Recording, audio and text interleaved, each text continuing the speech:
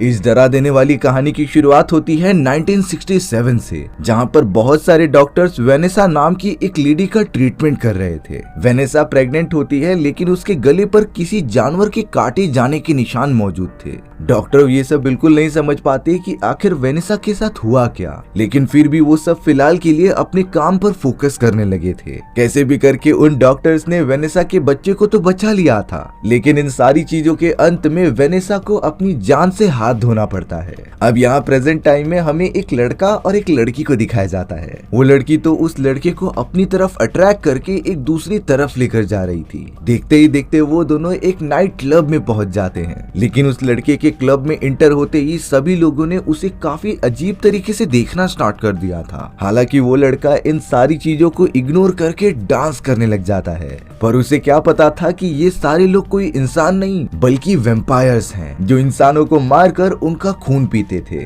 अब देखते ही देखते उस नाइट क्लब में वेम्पायर्स के लिए ब्लड ड्रेन होने लग जाती है, जिसके लिए सारे वेम्पायर्स यहाँ पर आए थे। लेकिन वो लड़का तो पूरी तरीके से डर गया था ये सारी चीजें देखकर। वो तो एकदम चिल्ला चिल्ला कर यहाँ से भागने की कोशिश कर रहा था, पर अब वहाँ मौजूद सारे वेम्पायर्स ने उस लड़के को देख लिया होता है, जो अब लगातार खून पीने के लिए उस लड़के की तरफ बढ़ रहे थे। तभी अचानक उस जगह पर ब्लैक सूट पहना हुआ एक ब्लैक आदमी आ जाता है। उसका नाम ब्लेड होता है, जो कि एक वेम्पायर हंटर था। यानी कि ब्लेड जगह जगह पर जाकर बुरे वेम्पायर्स को जान से मार देता, और इसी तरीके से वो नाइट क्लब में पहुंच जाता है उस मासूम लड़के को बचाने के लिए। ब्लेड को देखकर सारे वेम्पायर्स बहुत ही ज्यादा डर गए थे, क्योंकि वेम्पायर्स को पता था कि ब्लेड कितना ज्यादा ताकतवर है। और अब ब्लेड ने तो अपने एडवांस हथियारों की मदद से वहां मौजूद वेम्पायर्स को मारना भी स्टार्ट कर दिया था। दरअसल ब्लेड भी हाफ इंसान और हाफ वेम्पायर था। कहानी की शुरुआत में जिस प्रेग्नेंट लेडी वेनेसा को दिखाया गया था, ब्लेड तो उसका ही बेटा होता है, लेकिन उसके पैदा होते समय वेनेसा के गले पर किसी वेम्पायर ने काट लिया था, जिससे कि वेम्पायर्स की आधी खूबियां ब्लेड के अंदर आ गईं, और शायद से वो वेम्पायर काला होगा, जिससे कि ब्लेड भी ब्लैक हो गया। अब तो यहाँ ब्लेड लगातार वेम्पायर्स का कत्ल करते जा रहा था, कोई भी उसके सामने टिक नहीं पाता। जो वेम्पायर्स ब्लेड के बारे में जानते थे वो तो अपनी जान बचाकर भाग जाते हैं, लेकिन कुछ वेम्पायर समझ रहे थे कि वो ब्लेड से लड़ाई कर सकते हैं, इसीलिए वो सब वेम्पायर्स का एक झुंड बनाकर ब्लेड पर हमला करने चले गए थे।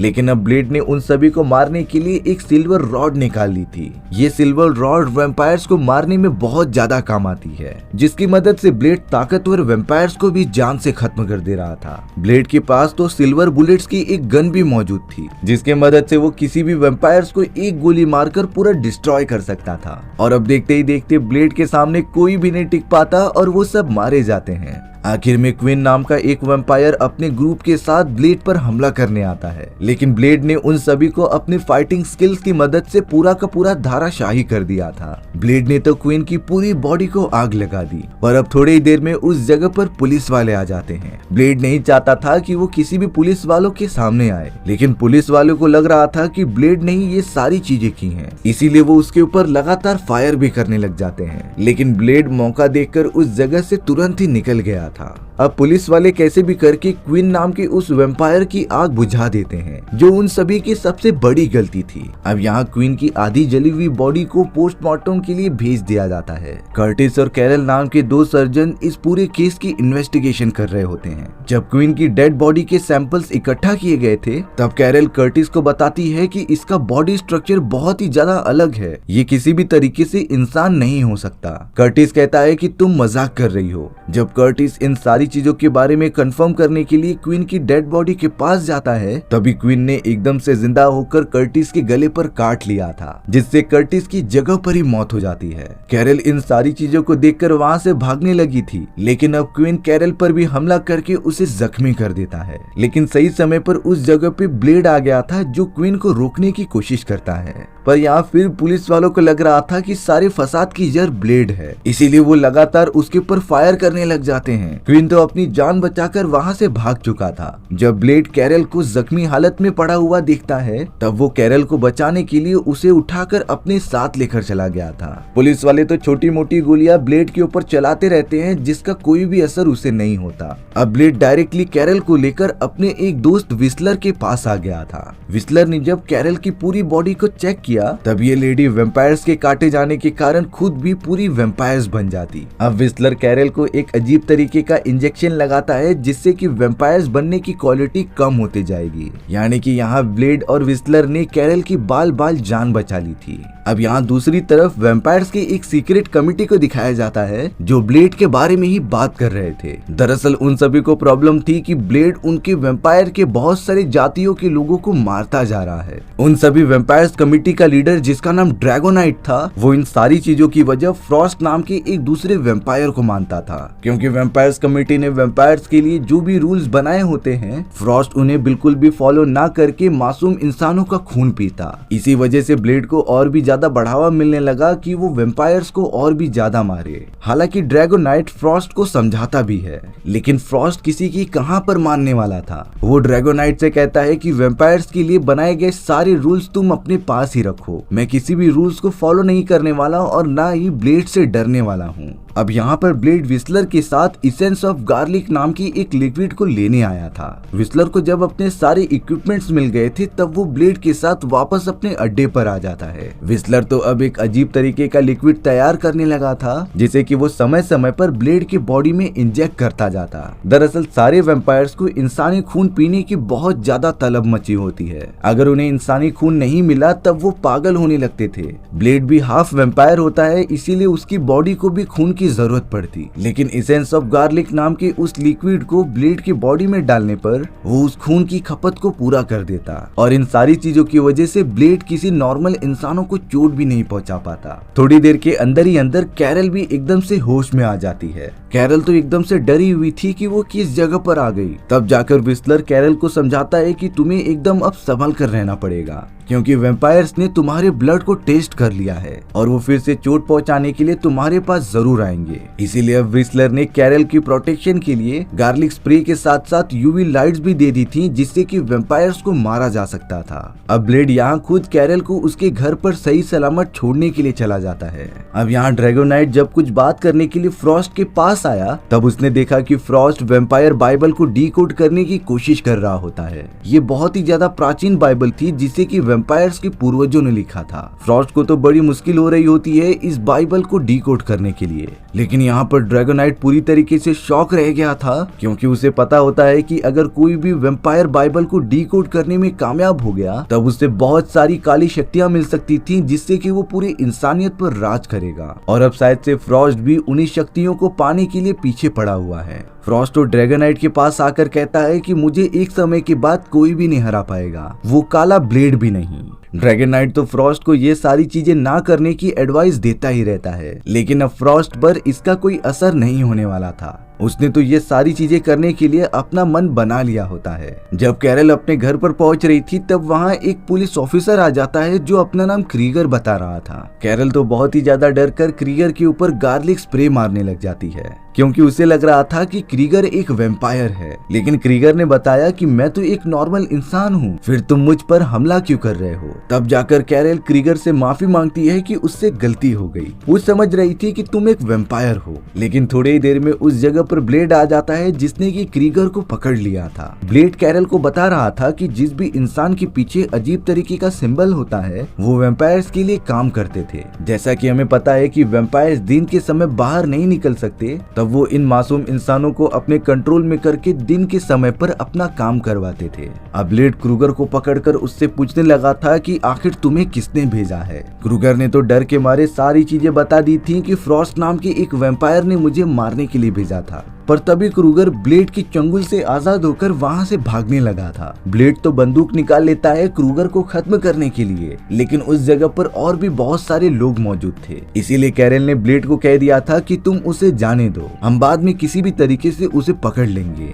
अब यहाँ रात होने पर क्रूगर फ्रॉस्ट के लिए इंसानों की बहुत सारे खून की डिलीवरी करने जा रहा था, लेकिन क्रूगर को जरा भी अंदाजा नहीं होता कि ब्लेड उसके ऊपर लगातार नजर रख रहा है। ब्लेड और कैरल लगातार क्रूगर का पीछा करते जा रहे थे कि वो किस जगह पर जा रहा है, क्योंकि ब्लेड को फ्रॉस्ट की लोकेशन सिर्फ और सिर्फ क्रूगर से ही पता चल सकती थी। अब क्रूगर एक बड़े से इंडस्ट्रियल एरिया में घुस जाता है। ब्लेड और कैरल भी तुरंत वहां आकर सारे सिक्योरिटी गार्ड से बचते हुए अंदर चले गए थे। ब्लेड ने तो अब बिना टाइम वेस्ट किए ये क्रूगर को पकड़ लिया था और उसे बहुत ज्यादा मारने भी लगा था। ब्लेड क्रूगर से सिर्फ इतना पूछता है कि उसे फ्रॉस्ट का लोकेशन बता दो। क्रूगर तो इतना ज्यादा मार खाने के बाद भी अपना मुंह ओपन ही नहीं कर रहा था, लेकिन ब्लेड ने जब क्रूगर को धमकी दी कि मैं तुम्हें काट कर वापस से वेम्पायर बना दूंगा, तब क्रूगर इस बात से बहुत ही ज्यादा डर गया, क्योंकि अगर वो एक वेम्पायर बन जाएगा तब दिन के समय बाहर नहीं निकल सकता और अगर सूर्य की रोशनी जरा भी उसके ऊपर पड़ी तब वो पूरा जल सकता था। इसीलिए अब क्रूगर ब्लेड को बता देता है कि इस अलमारी के पीछे एक रास्ता है। ब्लेड तो तुरंत ही क्रूगर को नीचे फेंक कर कैरल के साथ उस जगह पर निकल पड़ा था। वहाँ पर तो एक बहुत ही लंबा सीक्रेट रास्ता बना हुआ था। थोड़ा और अंदर जाने के बाद ब्लेड और कैरल को वहाँ पर एक बहुत ही मोटा आदमी दिखाई देता है। ये मोटा आदमी लगभग 150 किलोग्राम का तो होगा ही। दरअसल इस मोटे वेम्पायर का नाम पर्ल होता है, जो फ्रॉस्ट के लिए वेम्पायर बाइबल को डिकोड करने का काम कर रहा था। शुरुआत में ब्लेड ने पर्ल से पूछा कि आखिर ये सारी चीजें हैं क्या, वेम्पायर बाइबल को डिकोड करने से आखिर क्या होता है, लेकिन फ्रॉस्ट ने पर्ल को अपना मुंह ना खोलने के लिए बहुत ही ज्यादा धमकी दे रखी थी। जब ब्लेड ने वहाँ पर रखे गए सारे डॉक्यूमेंट्स को देखे तब उसे पता चला कि किन्हीं 12 वेम्पायर्स को जमा करके उनके ऊपर कुछ रिचुअल्स किए जा रहे हैं। अब तो ब्लेड पर्ल से पूछने लगा था कि ये आखिरी बार है, तुम मुझे सारी चीजें बताते हो कि नहीं। तभी अगले ही मोमेंट में कैरल एकदम गुस्सा होकर उस मोटे आदमी यानी कि पर्ल के ऊपर यूवी लाइट्स फेंकने लगी थी, जिससे कि पर्ल का पूरा शरीर एकदम से जलने लगता है। पर्ल को बहुत ही ज्यादा दर्द हो रहा था, इसीलिए वो ब्लेड और कैरल को रुकने के लिए कहता है और अब इतना टॉर्चर करने के बाद पर्ल रेडी हो गया था सारी चीजें बताने के लिए। पर्ल समझाता है कि फ्रॉस्ट वेम्पायर बाइबल को सारी चीजें डिकोड करके एक खतरनाक शैतान को जिंदा करना चाहता है, जिससे कि उसे काली शक्तियां मिल जाएं। इन सारे रिचुअल्स को परफॉर्म करने के लिए 12 प्योर ब्लड के वेम्पायर्स को जमा करना पड़ेगा। उनकी बलि देने पर नर्क से एक शैतान डायरेक्टली निकलकर उसके बॉडी में चला जाएगा, जिसने की वेम्पायर बाइबल को डिकोड किया होगा। अगर फ्रॉस्ट ये करने में कामयाब हो गया तब उसके पास अनगिनत काली शक्तियां मौजूद हो जाएंगी और फिर उसे हराना किसी नॉर्मल वेम्पायर या फिर इंसान की तो बात ही नहीं होगी। सारी चीजें पता चलने के बाद ब्लेड और कैरल निकल पड़े थे फ्रॉस्ट को ढूंढने के लिए, पर फ्रॉस्ट पता नहीं सीसीटीवी कैमरे की मदद से सारी चीजें देखता रहता है, इसीलिए उसने अपने बहुत सारे वेम्पायर साथी और क्वीन को भेज दिया था ब्लेड और कैरल पर हमला करने के लिए। यहाँ ब्लेड और कैरल लाइब्रेरी के एक हिस्से को तोड़ते हुए बड़ी सी लेबोरेटरी में घुस गए थे। उस लेबोरेटरी के अंदर वेम्पायर बाइबल के बहुत सारी किताबों के पन्ने लगे होते हैं,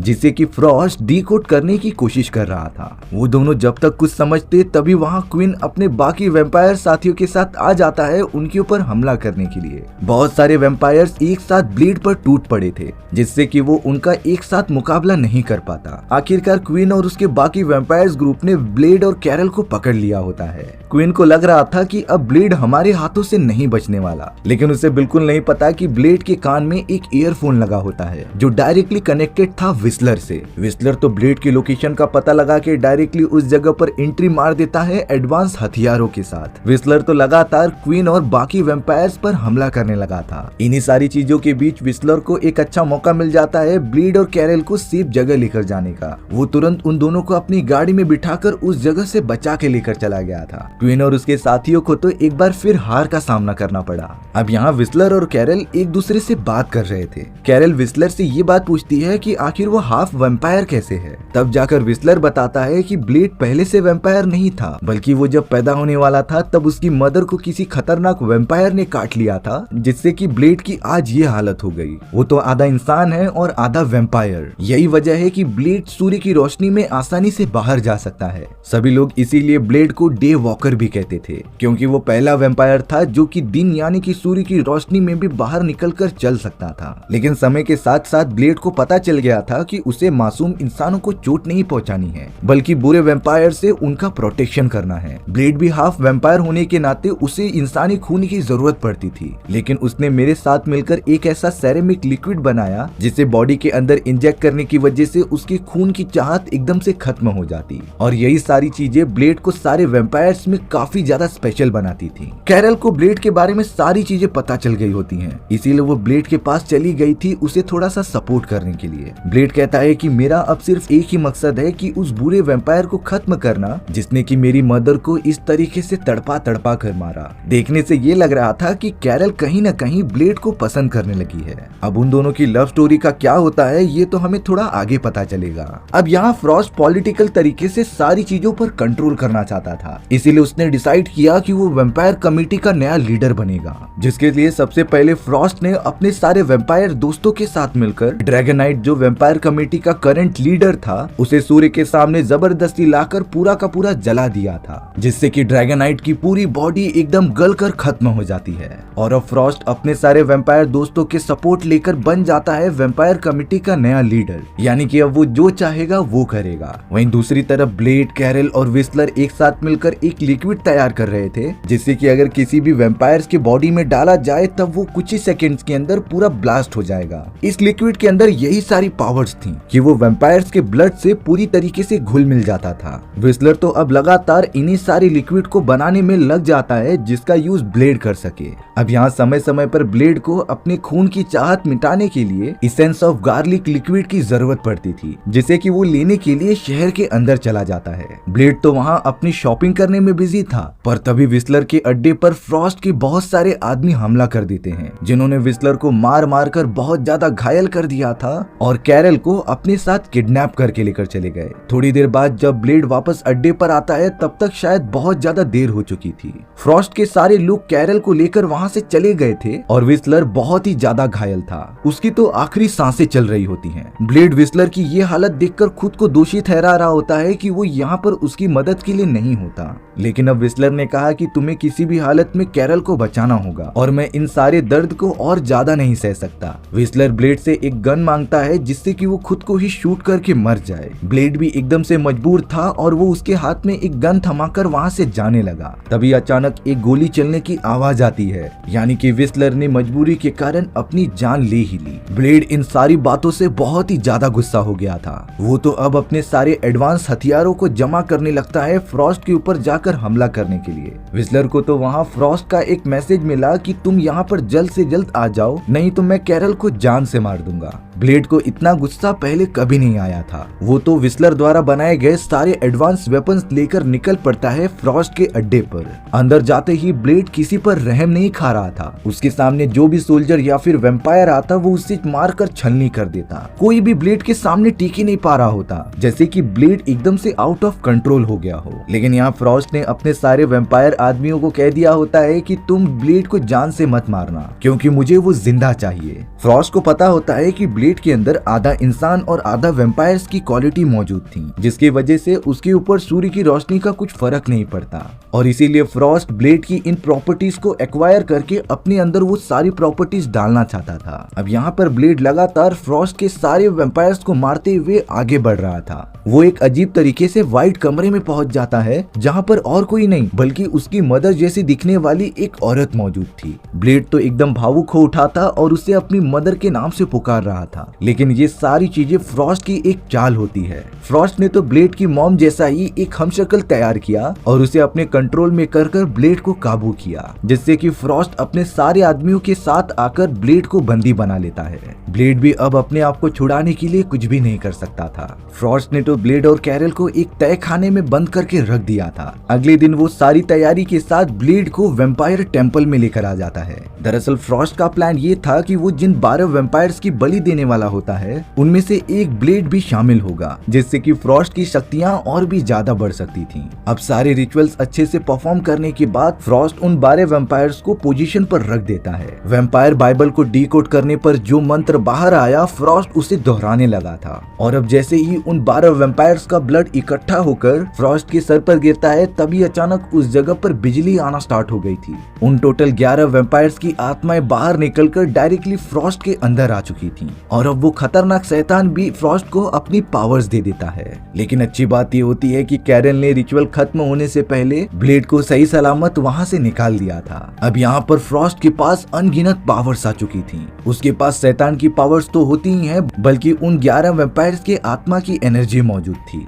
यहाँ कैरल को पता था कि ब्लेड अब बहुत ही ज्यादा कमजोर हो चुका है। भले ही वो वेम्पायर होकर भी इंसानों का ब्लड नहीं पीता, लेकिन लेकिन उसे इसेंस ऑफ गार्लिक लिक्विड की जरूरत पड़ती थी जो उसके खून की खपत को खत्म कर देता। लेकिन अब तो वो लिक्विड भी ब्लेड के पास नहीं है, इसीलिए अब कैरल ने ब्लेड को अपना इंसानी खून पीने के लिए दिया जिससे कि वो ताकतवर हो जाए। ऐसा करते ही ब्लेड के अंदर बहुत ही ज्यादा फुर्ती और एनर्जी आ जाती है। ब्लेड की पावर तो 10 गुना बढ़ गई थी। वो तो लगातार फ्रॉस्ट के सारे वैम्पायर्स को एक साथ मारता जा रहा था। उसके पास भी बहुत सारी काली शक्तियों की एनर्जी मौजूद थी जिसकी मदद से वो ब्लेड पर हमला करता है। अब यहाँ हमें ब्लेड और फ्रॉस्ट के बीच एक बहुत ही घमासान फाइट दिखाई गई थी। दोनों एक दूसरे को काफी अच्छी टक्कर देते रहते हैं, लेकिन ब्लेड ने जैसे ही अपनी तलवार की मदद से फ्रॉस्ट की पूरी बॉडी काट दी, तभी फ्रॉस्ट अपने काली शक्तियों का उपयोग करके अपनी बॉडी को वापस से जोड़ ले रहा था। यानी कि शैतानी शक्ति आने के कारण फ्रॉस्ट के पास हीलिंग पावर्स आ चुकी थी। इसी टेक्निक का यूज करके फ्रॉस्ट ब्लेड को बहुत ज्यादा मारता है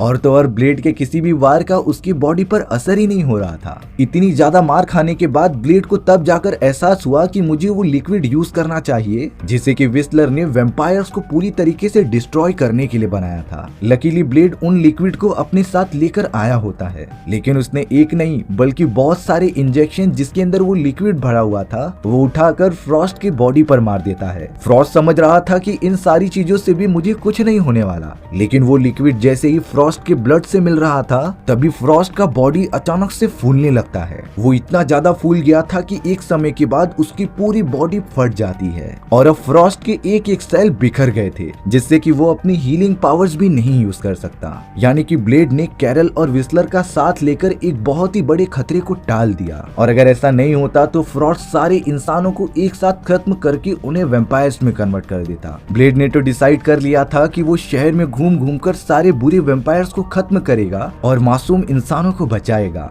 इसी तरीके से हमारी ये कहानी यहीं पर खत्म हो जाती है। सो व्यूअर्स, आपको ये स्टोरी कैसी लगी कमेंट सेक्शन में बताना भूलना मत, और अगर आपको मेरा एक्सप्लेनेशन 1% भी अच्छा लगा होगा ना तो वीडियो को लाइक एंड चैनल को सब्सक्राइब जरूर कर देना। मिलते हैं अगले वीडियो में, तब तक के लिए बाय बाय।